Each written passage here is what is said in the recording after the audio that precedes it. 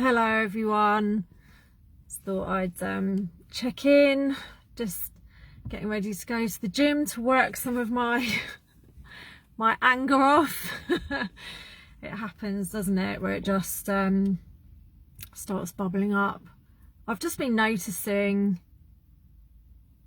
how unaware the vast majority, and I think even including a lot of people who are awake. I don't like that word, but there doesn't seem to be another one that really encapsulates what's happening. So awake, aware of what's going on. Just there doesn't seem to be a true recognition on a big enough scale of the sheer evil behind this, the sheer evil of those running this show. When you look around at the state of the world and question why is it like this, and I've done this since I was a little kid, I could never work out why so many people suffered, why so many people had so little while others had so much. And of course that's on steroids now. And yeah, it's just kind of mind-boggling, the level of evil. So I can kind of understand why people can't really begin to fathom it, because we generally don't have that level of absolute, I mean, bottomless black pit of evil within us, where you could begin to imagine what's behind all of this. But you know, until people start really getting a grasp on it, then yeah, I don't know, how long are things going to go on? How bad will things have to get? I think the problem with us humans is, well, it's a blessing and a curse, isn't it? We're incredibly adaptable, which is great. You know, in a lot of ways that means we've obviously adapted and survived for, well, we don't know actually how long, do we? We're told tens or hundreds of thousands of years, but who actually knows? But yeah, so you've got that positive side to it, but at the same time we just seem to have this unending ability to suffer, to take on more and more and more, and we normalize things. And I mean, you see this with the Stockholm syndrome, of people just, you know, even coming to defend their oppressors as a way of dealing with what we're in. Yeah, it's just something I think only, like, there's only a few of us who really get it, as far as that is possible, when you know, thinking about what's driving all of this. And actually it is, they want us to suffer. This is the thing. This is not just about greed, and they are greedy, of course they want everything, but this is beyond that. They don't just want everything for themselves because they're greedy, power crazed. They are those things, but they know there is no lack of anything. They know this, so that's why we have the manufactured shortages and crises, and we're just told over and over and over, you know, there's not enough, things are going to run out, blah blah. They know this is absolute bullshit. Of course they do. They know that there is way more available to all of us, including them, than we could ever use. Actually, way more. We live in a completely abundant universe, an abundant planet, whatever it is that we're inhabiting here. They know this, but they want to keep it from us. They want us to suffer. These are absolute it's like beyond psychopathy, actually. This isn't some detached, dispassionate, you know, that there is the disdain for us, obviously, but it's nothing neutral where, oh well, they just don't care whether we suffer, or, you know, there's no feeling there. They actually get off on our pain and suffering. That's what feeds them. And in a bizarre way, they need us. Their reason for being is us, in a sense, to oppress and torture and cause pain to it. This feeds them, and it's just a very, very sick situation that we're in. And you know, but they do need us. That's the thing. If they don't have anyone to oppress and control and vent their absolute hatred at, what's their function? Because, as I said, they know there's no lack of anything. So this isn't just about them having everything, because if they don't have it, there might not be enough. It's not that. They are getting off on causing us pain and suffering. And, you know, I mean, it reminds me of that hideous clip of Nick Hancock. You remember, like, it was last year, wasn't it, where he couldn't cover his delight at pulling off this hoax. You know, he was pretending to cry,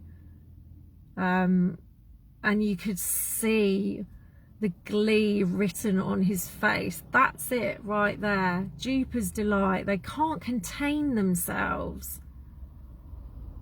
You know, you see Bill Gates, it's the same thing with all of them. The smirking, that they're trying to cover up their version of sheer joy at what they're doing to us. So I mean, that's really what people need to kind of get to grips with. I've said it before, this is a spiritual battle. This isn't a war that's going to be won physically. I mean, obviously they are shit scared of us being armed, of great numbers of people being able to physically defend themselves. You know, we've just seen what's come out of the latest mass shooting, you know, which I immediately assumed was, if not a false flag, as in it not actually happening, then definitely it being a setup, which is, you know, it's just that alone. How horrific is that? You know, it's an excuse to once again try and disarm a whole nation. So absolutely, they do fear us being physically armed, able to defend ourselves, because we are far, far greater in number. But you know, in the end,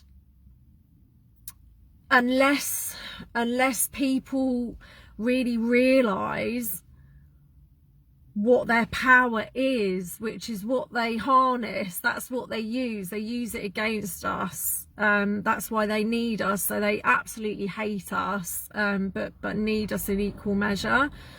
And they're petrified of people rising up in an energetic, spiritual way. They've done everything they can to disconnect us, disempower us, to have absolutely no idea of this immense power that we hold within ourselves. It's innate. And I posted something yesterday, I think it was, about them using our ability to manifest into physical reality anything that we believe to be true. So, or anything that's seeded in our consciousness is totally unconscious. We are literally creating our reality every moment, but how many are doing it consciously? You know, we go along and we experience what we expect on, whether it's a conscious or unconscious level, what we expect to experience. And so when the predictive programming, you know, all these things that are seeded into our consciousness, as soon as we focus on them or start entertaining them, giving them thought, giving them energy, it starts to come into our reality. And so, you know, that's what they do. That's why they pre-program us. They put those things out there, and yeah, I mean, you see it everywhere. It's in movies, literature, you know, anything that's feeding society. Ideas, you know, they're the beginning of everything. And when people actually realize the power that they have, that's when things will genuinely shift. We are completely capable of creating everything that we want to, that we choose to, consciously choose to. And so this is why I'm always saying, steer your focus onto what you want to see in the world. Not ignoring. It's not about la la la la la and you know, pretending that these things aren't going on. If they're in your consciousness and you'll see they're going on, you can't kid yourself. It's not about fooling yourself, because that's actually coming from a fearful place, because you won't look at it. Look at it, feel whatever it is that comes up. I do it all the time. You know, I look at things that, oh my God, the fear, what if, and they're doing this and it's getting, and then, okay, I'm aware of this, I'm choosing this. So I'm not going to keep feeding that nightmare scenario. I'm not going to collapse the wave. Anyone who's into quantum physics will know what I'm talking about, onto that reality, and keep bringing it into our consciousness, and into our physical reality. And they cannot have us knowing this. You know, it is one of the biggest secrets. In a sense, we've lost complete connection to that, and that's the biggest fear they have, and that is our power. They don't have that creative ability. They need us. And yeah, it's just it's a mind fuck, really, isn't it? It's yeah, it's just the words go when I stop and think about it. But I think it's coming out. I do have that hope that more and more people will realize, but it's the level of evil is yeah, some days it can feel quite overwhelming when you realize what we're up against. But then it's only if you're thinking from that little me kind of this, you know, character, that you have to take that on as it's actually within us. We have everything we need. It's what we're made of, and they don't want us to know what we're made of. As soon as we do realize that, and we're standing fully in our power, and we're not in fear, we know that there is something way, way, way greater than just this physical experience. And that, you know, when the body goes, when we've come to the end of this experience, physically focused in a body, that's the very least of our experience as a whole, as consciousness. They haven't got that hold over us anymore, because that's another whole a whole scam that they've perpetrated, to have this absolute terror. The very worst thing that could ever happen is dying, when it's going to happen to all of us. But that's what they use to wield power over us. So we'll do anything to avoid that happening. When that fear's gone, when you know that, oh, you know, this is just a little experience in a whole infinite experience within infinite awareness, they've got no power in that sense. So yeah, the fact that they you know, they want to see us suffer, they have chosen to be on the dark side. These entities, these people, they've chosen that because they do actually have great knowledge, great esoteric knowledge, and they choose to use it against us for whatever reason. You know, and I think it is in the end all part of this huge cosmic game. But yeah, that's kind of what we're up against, and we can only ever fight that, in that sense, by going within and getting in contact with that, whatever you want to call it, spirit, divine spark, love. You know, really it's love, isn't it? That is the only true force, creative power. So while of course we keep those guns, you know, I was never ever, I'm not a fan of weapons and things like that at all, but absolutely you can see what the agenda is there, but it's not going to be one, you know, maybe on a short term it could be a physical battle, but until that force of evil is eradicated, then, you know, it's going to keep popping up. So yeah, that's it. Bit rambly, but that's just kind of what's been on my mind. Thank you for listening.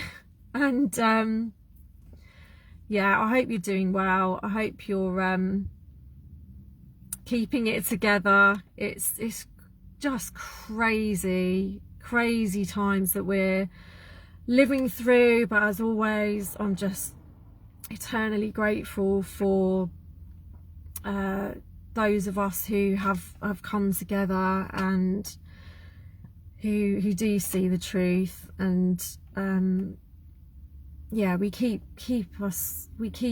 all of us going together. And yeah, there's